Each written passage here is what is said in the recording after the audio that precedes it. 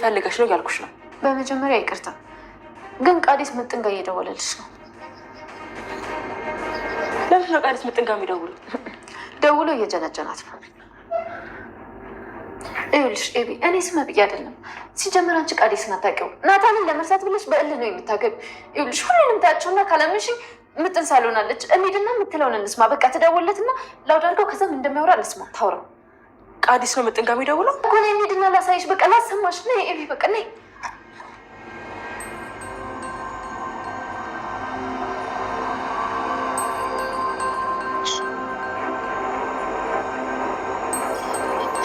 ምጥን በያሁን ደውይለት። አይ እኔ ደውሎልሽ ያውቃል? ደውይ ምጥን።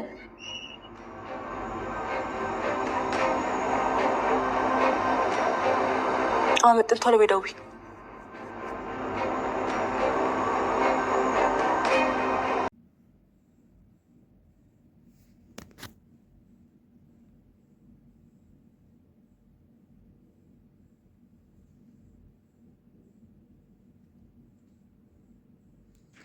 ሰላም ሰላም፣ ውድና የተከበራችሁ የቻናል ቤተሰቦች እንዴት ናችሁ? ደህና ናችሁ? ሁላችሁም በያላችሁበት ሰላማችሁ ይብዛልኝ። ለዚህ ቻናል አዲስ የሆናችሁ ሰብስክራይብ እያደረጋችሁ ቤተሰብ የሆኑ ነባሮችን ሀሳብ አስተያየታችሁን ጻፉ። ውድና የተከበራችሁ የቻናል ቤተሰቦች በስተመጨረሻም ዳጣ ለኤቢ እውነታውን አሳየቻት።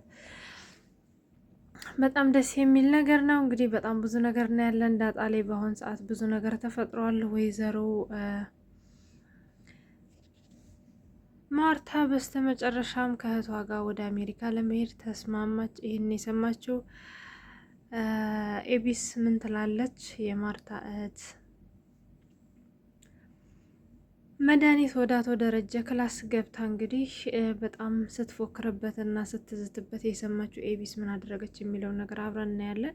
በስተመጨረሻም ኤቢ እንግዲህ ባለፈው ክፍል ላይ እማዬና መድኃኒት ወደ አባዬ ክላስ ገብተዋል። አሁን እሱ መናገር ስለማይችል ሄደው የማይሆን ነገር ሊናገሩት ይችላሉ። ምክንያቱም እሱ ራሱን መከላከልም ሆነ የሚናገሩትን ነገር ምላሽ መስጠት አይችልም። ደግሞ በአንደበታቸው ሊጎዱት ይችላሉ። ስለዚህ ሄጄ ከአባቴ ጎን እሆናለሁ በማለት ለናታን ትነግረዋለች። ናታንም ታይ ኤቢ፣ ይሄ ነገር እንደማይሆን ታውቂያለሽ። እማዬ መቼም አባዬ ክፉ ነገር ማንም ሰው ሲናገረው ዝም ብላ አታዳምጥም። ስለዚህ እባክሽን ኤቢ ተረጋጊ ይላታል።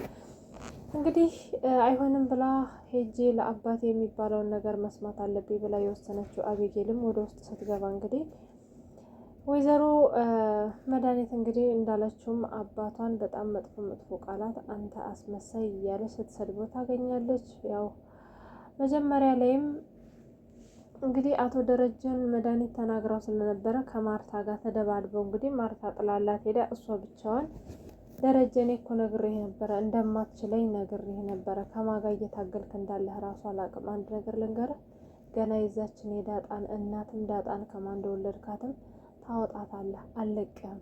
ደግሞ አልታመምክም፣ አውቀህ ነው ዝም ያልከው። በደንብ ደህና ነህ፣ ጤነኛ ነህ፣ አልታመምክም እያለች ስትፎክርበት የሰማችው አቤጌል እንግዲህ ከኋላዋ መታ ጸጉሯን ይዛ እንቃታለች። ይሄም እየተደባደቡ እያሉ እንግዲህ ውሃ ከውጭ ትመጣና አቤጌልና አክስቷ ሲደባደቡ ስታይ ከውጭ ፈልጋ እንግዲህ ዱላ ይዛ ትመጣለች። ይህንንም ማንም ሰው አላያትም ነበር። አቶ ደረጃ አይቷት ስለነበረ እንደምንም ብሎ ይይዛታል። እሷን ዱላውን ካስለቀቀ በኋላ እንግዲህ ኤቢና መድኃኒት መደባደባቸውን ይቀጥላሉ። ኤቢ ከዚህ ቤት ውጭልኝ፣ አንፈልግሽም፣ አንቺ ወንጀለኛ ነሽ፣ አክስቴ ውጪ፣ አባዬን ደግሞ ምን አድርግ ነው የምትይው? አታፍሪም እንዴ? ትንሽ አያሳዝንሽም? ታሞ እንኳን እንደዚህ አይኑ እየተንከራተተ እያወቅሽ መጥፎ ነገር ትናገሪዋለሽ እንዴ? እያለች ኤቢ አክስቷን መደብደብ ትቀጥላለች ማለት ነው። አክስትየዋም እንግዲህ ወደ ሳሎን ስትሄድ እናትየዋ ምን ሆነሽ ነው ፊትሽ የቀላው? ምን ተፈጥሮ ነው ትላታለች። እሷም አየሽ አይደለ በጣም ጥሩ ነው የምትይው ባልሽና ልጅሽ አንድ ጋር ሆነው ደበደቡኝ፣ እነሱ ናቸው እንደዚህ ያደረጉት ትላታለች።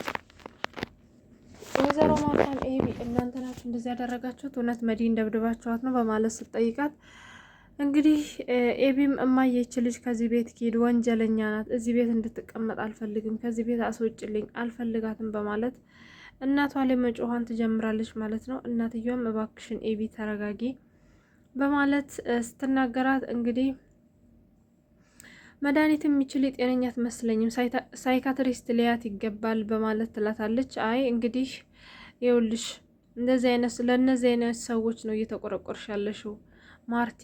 አሁን ቶሎ ቶሎ ቤና ፓስፖርቱን አዘጋጅተሽ መሄድ ይኖርብናል። ዛሬ ሁሉንም ነገር መጨረስ አለብን በማለት እንግዲህ መድኃኒት ስትናገር የሰማችው ኤቢም እማዬ የትም አትሄጂም፣ ነይ ነይ እማዬ ነይ ለአባዬ ይቅርታ አድርጊለት በማለት እጇን ጎትታት ይዛት ትሄዳለች። እንደ ኤቢ እያደረግሽ ያለሽው ነገር ታውቆሻል፣ እናትሽን እኮ ነው እየጎተትሽ ያለሽው፣ ስነ ስርዓት ለምን አይኖርሽም ትላታለች። ኤቢም በቃ ለአባዬ ይቅርታ አድርጊለት፣ ይቅርታ ማድረግ አለብሽ፣ ለአባዬ ይቅርታ አድርጊለት ትላታለች። መድኃኒትም በመሀል ገብታ ጨራሽ እሷ ናት እንደ ይቅርታ የምታደርገው በማለት ጨዋታ ታመጣለች። ኤቢም በጣም ተናዳ እንግዲህ እማዬ ይቅርታ ካላደረግሽለት እኔንም ሆነ ውሃን የትም አታደርገኝንም በማለት በፊት ለፊቱ ያገኘችውን ብርጭቆ ትሰብራለች። ወንበር ምናምን ስትወረውር እንግዲህ በጣም ስትጮህ አቶ ደረጀ ምን ተፈጠረ ብሎ ከውጭ በቅርብ ርቀት ላይ ሆኖ እንግዲህ ከሌላ ክላስ እየተመለከታት ነበረ። እሱም የተፈጠረው ነገር በጣም እንዳሳዘነው እና በጣም ተስፋ እንዳስቆረጠው ተመልክተናል። እንግዲህ ወይዘሮ ማርታም ልጇን እቅፍ አርጋ ይዛ አይዞች ተረጋጊ፣ ምን እየሆንሽ ነው ኤቢ? ለምንድን ነው እንደዚህ የምትሆኙ? ትላታለች። እሷም ይቺ ሴትዮ ከኛ ቤት እንድትሄድ እፈልጋለሁ፣ አንቺም ደግሞ ለአባዬ ይቅርታ አድርጊለት በማለት ትጮህባታለች። ወይዘሮ ማርታም እንግዲህ እስቲ ተረጋጊ በማለት እንግዲህ ኤቢን ካረጋጋቻት በኋላ ወደ ክላሷ ትሄዳለች። ክላሷም ሄዳ እንግዲህ ናታንን ትጠራዋለች። ናታን ይኸውልህ አሁን አንድ ነገር ላማክርህ ነበረ ትለዋለች። ምንድን ነው እማዬ ምን ፈልግሽ? አይ ደረጀ መታከም አለበት፣ ውጭም ሄዶ መታከም ካለበት መታከም አለበት፣ እንደዚህማ እስከ መቼ ነው ትለዋለች። ቆይ እማዬ ለአባዬ ይቅርታ አላደርግለትም አልፈልገውም አላልሽም እንዴ ይላታል። አዎ አልፈልገውም፣ ግን ለምን ጠየቀኝ ትለዋለች። እና እኮ ካልፈለግሽው ለምንድን ነው ለሱ እያሰብሽለት ያለሽው? ተይው በቃ ይላታል። እንዴ ናታን እንደዚህ አይነት ንግግር ካንተ አልጠብቅም ስትለው እንግዲህ ሎጂኩ ነው፣ እንደዚህ አይነትማ ሎጂክ የለም ናታን ምን እያልክ ነው? ምንም ቢሆን እኮ የልጆች አባት ነው፣ ምንም ነገር እንዲሆን አልፈልግም፣ ለልጆቹ ይኖርላቸው ትለዋለች ማለት ነው። እንግዲህ ናታንም እንዴ ግን ቆይ ለምንድን ነው ለአባዬ ይቅርታ ማታደርጊለት? ሁላችንም እኮ ከስህተት ጋር የተፈጠር ነው፣ ስህተት የማይሰራ ደግሞ የለም። ፈጣሪም እኮ ይቅር እንደላችሁ ሰዎችን ይቅር በሉ ብሏል። ለምንድን ነው አንቺ ይቅርታ ማድረግ የከበደሽ ይላታል። እሷም እንዴ እሱ እኮ ያደረገው ነገር ይቅርታ የሚያስብል አይደለም፣ 21 ዓመት ሙሉ ነው የካደኝ ትለዋለች ማለት ነው። እሱም ሁሉም ሰው ተሳሳች ነው፣ ነገም አንቺ ምን በህይወትሽ ላይ ምን እንደሚፈጠር አታውቂም፣ ስለዚህ እባክሽን እማዬ በቃ ቢያንስ ይቅርታ አድርጊለት ይላታል። እሷም በጭራሽ እንደማታደርግለት ትነግረዋለች ማለት ነው። እንግዲህ ናታንም በጣም ደብሮትም ቢሆን እንግዲህ ብታደርጊለት ግን ደስ ይለኛል። አሁን ላይ ሁላችንም ተረብሸን ያለ ነው፣ ሁላችንም ታመናል። ኤቢ እንዴት ናት ስትለው ሁላችንም ደህነኛ አይደለንም፣ ኤቢንም እያየሻት ነው አይደለ? በጣም ተረብሸን ያለችው። አው ናታን ሁላችንም ታመናል፣ ይሄንን እንዲሆን ያደረገው ደግሞ ደረጀ ነው ትለዋለች ማለት ነው። በቃ የጋሽን ነገር ትተሽ ለምንድን ነው ይቅርታ ማታደርጊለት? ተይው በቃ በማለት ናታን በተደጋጋሚ ይጠይቃታል። በሌላ በኩል ደግሞ እንዳያችሁት ካሁን በፊት ለዛ እንግዲህ ለአቻ የፍቅር ጥያቄ እንደተቀበለችው ታውቃላችሁ። አሁን ላይ ደግሞ ባለፈው ክፍል ላይ እንግዲህ መድኃኒት ከውጭ ስትመጣ አቻን ስታገኘው በጣም ተመችቷት ስልክ ሁሉ ተቀያይረው እንዳሉ ሁላችንም እናውቃለን። ዛሬ እንግዲህ አቻ በጠዋት ተነስቶ መጥቶ ለዛን ለማግኘት በር ያንኳኳል። ሲያንኳኳም እንግዲህ የከፈተለት ገዜ ነበረ። ገዜም ለምን ይሄንን ነገር ለራሴ ያልጠቀምበትም ለማለት ምን ፈልገህ መጣ? ሀማች አያማች አንተማ በቃ ታደለሃል በማለት አቻን ማውራት ይጀምራል። ምን እያልክ ነው ገዜ? የምን አማች ነው? ምን ለማለት ፈልገህ ነው ይለዋል። አይ አሁንማ እንግዲህ አማችውን ከኮ አማች ነህ አንተ ከዚህ በኋላ ይለዋል። ምን ፈልገህ ነው ግን የመጣው ሲለውን የገዜን እኔ ለዛን የፈለኩት ለዛ እየንጥራልኝ ይለዋል። አይ አንተማ አማች ነህ ከዚህ በኋላ ሲለው እኛ እንደው በዘራችን መልከስከስ የለብንም ታውቃለህ።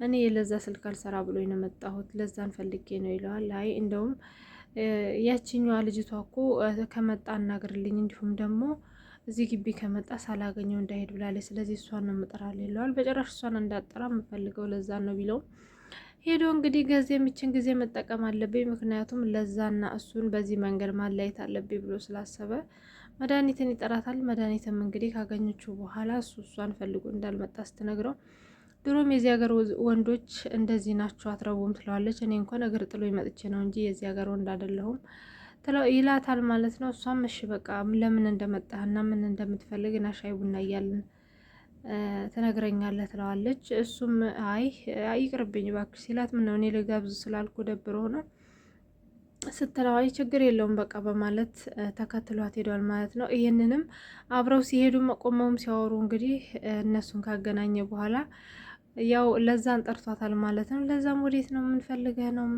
ለምንድን ነው የምጠራኝ ትለዋለች። ነይ ጉድሽን በማለት ሁሉንም ነገር ካሳያት በኋላ ለዛ እንግዲህ በጣም አዝና አልቅሳን ያለችው በአሁን ሰዓት ቤትም መታ እንግዲህ እቃ እያንኳኳች እሱ ያው ከአሁን በፊት እሷ የእሱን ፍቅር የገፋች ጊዜ ሲያደርግ የነበረውን ሲያዝን ሲተክዝ የነበረውን አሁንም እሷ እየኖረችው ነው ማለት ነው። እሱም አንዳንድ ጊዜ እኛም እንደዚህ አድርጎን ነበረ በማለት ያው ሙድ ሲይዝባት ተመልክተናል። በሌላ በኩል ደግሞ እንግዲህ ናታን እና ዳጣ ያው አብረው ቁጭ ብለው ስለ ቀለበት እያወሩ ነበረ።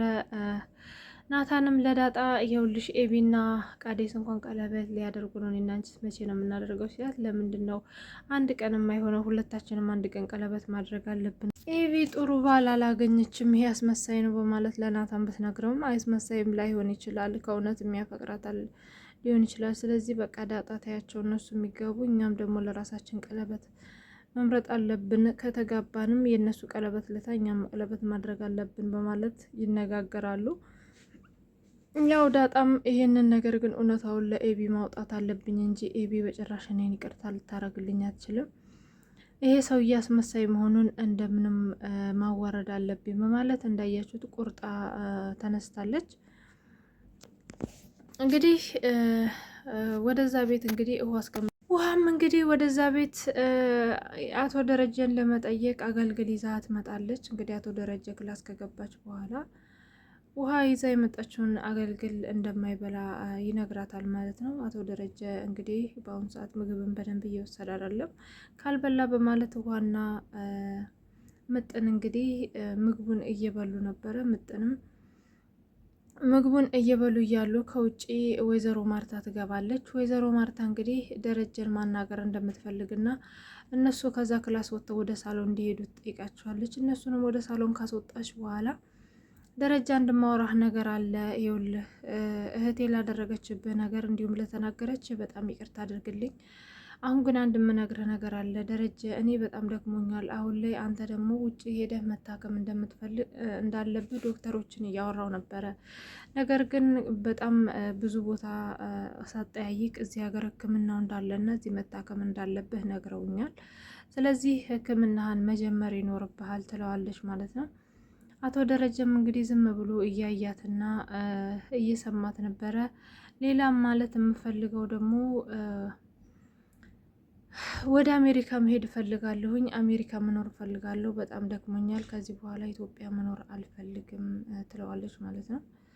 እሱም እንግዲህ ዝም ብሎ ይመለከታታል። በቃ ያለውን ነገር ወይንም ደግሞ ማድረግ የምትፈልገውን ነገር ወረቀት ላይ ጽፈህ እንድትሰጠኝ እፈልጋለሁ በማለት ወረቀት ላይ ጽፎ እንዲሰጣት ታደርጋለች። እሱም ምን ጽፎ ይሰጠኛል ብላ እየጠበቀች ትገኛለች። በሌላ በኩል ውሃ መምጣቷን እየሰማችው ዳጣ ውሃ ጋር ምን አዲስ ነገር እንዳለ ለመጠየቅ ትጠጋታለች። ውሃዬ ማን ነው ምጥን ጋር ምጥንዬ ምን አዲስ ነገር አለ ስትላት ቃዴስ ደውሎ ነበረ። ምን አልሹ ታዲያ? አይ ማታ በቴሌግራም እያወራን ነበረ፣ ፎቶ ልኮልኝ ነበረ ትላታለች። ምን አይነት ፎቶ ላከልሽ ስትላት ያው የራቁት ፎቶ እንደሆነ ታገራታለች። አይ ይሄማ እንደዚህማ ከሆነ በጣም ጥሩ ነገር ነው እና ታዲያ ፎቶ አለ ወይ ስትላት አጥፍቶታል፣ ወዲያው እኔም ስክሪን ሹት ማድረግ አልቻልኩም ስትላት ዳጣ በጣም ተናዳ እንዴት ብለሽ ነው ምጥን ሁለተኛ ስህተት የምትሰሪው? ቆይ ነግሬሽ አልነበር እንዴት ስትላት እንዴ እንደነገርኩሽ እኮ ከሱ ስልክ ላይ ማውረድም ሆነ እንትን ማለት አይቻልም። በቃ የሱ ስልክ ሁሌም ፕራይቬት ነው። ስለዚህ እኔ ምንም የሚልክልኝን ነገር ማውረድ አልችልም፣ ስልኩንም ሪከርድ ማድረግ እንኳን አልችልም፣ እንዴት አድርጎ እንዳሰራው አላውቅም በማለት ለምጥን ትነግራታለች። ለውሃ ለዳጣ ትነግራታለች። ዳጣም በቃ ችግር የለውም ይሄንን ነገር ኤቢ መስማት አለባት ብላ ኤቢ ወዳለችበት ክላስ ትሄዳለች። ኤቢም ዳጣን ስታያት በጣም ተናዳ ምን ልታረጊ ነው የመጣሽው? ውጭልኝ ትላታለች ማለት ነው። ዳጣም እንግዲህ ባክሽን ኤቢ ፊትሽን እንደሱ አታደርጊብኝ፣ አንድ ነገር ላስረዳሽ። እኔ እኮ ለአንቺ ስለምፈልግ ነው እንጂ አንቺ እንድትጎጅ ፈልጌ አይደለም። እኔ ለአንቺ ስለማስብ ነው ሁሉ ማደርገው ትላታለች። አይደለ አስበሽ ሊሞትሻል። አሁን ውጭልኝ፣ አልፈልግሽም እያልኩሽ ነው ትላታለች ማለት ነው። እሺ አንድ ጊዜ ብቻ ዋሪ፣ እኔ ውጭ ሄጄ አንድ ነገር ላውራሽ። የአንቺ ፍቅረኛ የአንቺ ታማኝ የምትይው ቃዴስ ምጥንን በምን መልኩ እንደሚያወራት ነይና በምጥን ስልክ ማየት ትፈልጊያለሽ? አሁን ምጥን ትደውልላታለች። ምጥንን ምን እንደሚላት መስማት ትፈልጊያለሽ አይደለ? ነይ በማለት እንግዲህ ወደ ሳሎን ይዛት ሄዳለች ማለት ነው። ኤቢም እውነት ቃዴስ ምጥን ጋር ይደውላል በማለት አዎ ትላታለች ዳጣ። እንግዲያውማ ይሄ ነገር ዳጣ እውነቷን ሊሆን ይችላል እንደዚህ የምታደርገው በማለት እንግዲህ ወደ ሳሎን ሄዳለች። ምጥንንም ስትጠይቃት እንግዲህ ኤቢ በጣም ተኮሳትራ ስለነበረ ምጥን በጣም ፈርታለች። ነገር ግን ታሳያታለች ወይስ አታሳያትም?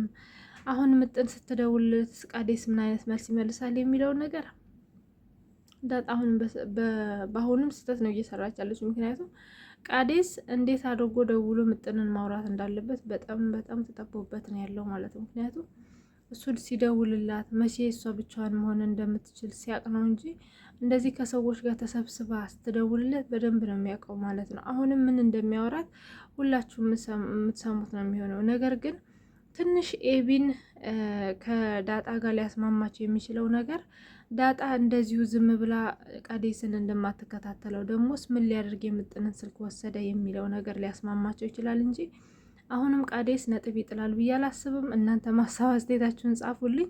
በሌላ በኩል እንግዲህ አቶ ደረጀ ለወይዘሮ ማርታ ምን አይነት ምላሽ ሰጣት የሚለውን ነገር እንዳየነው ነው። ያው ሌላ ምንም አይነት ምላሽ አልሰጣትም። ምንም አይነት ነገር ሊናገር እታከማለሁ አልታከምም፣ አንቺም ወደ አሜሪካ ትሂጂ ወይንም ሂጂ የሚል መልስ አልሰጣትም። ያላት ምንድነው ይቅርታ ብቻ ነው። ይሄንን የሚያየችው ወይዘሮ ማርታ እንግዲህ በጣም እንደተናደደችበት ነው ያየነው። እውነት ለመናገር ማንም የማይሳሳት አለ ብዬ አልልም። ነገር ግን አቶ ደረጀ 2 ልጅ ወልዶ ሳለ ራሱ አንዱን ልጅ ነው ያስተዋወቃት። በዚህ ልክ መሆኗ አቶ ደረጀ በጣም ለትዳሩ ክብር ስላለውና ሚስቱንም ስለሚወድ ነው እንጂ ማንም ሰው በዚህ ልክ ይታገሳታል ብዬ አላስብም። ወይዘሮ ማርታ አሁን ላይ ስህተት እየሰራች ነው የምትሉ ካላችሁ ኮመንት ላይ ያሳውቁኝ። በተረፈ ሰላም ሁኑልኝ። ወዳችኋለሁ ባይ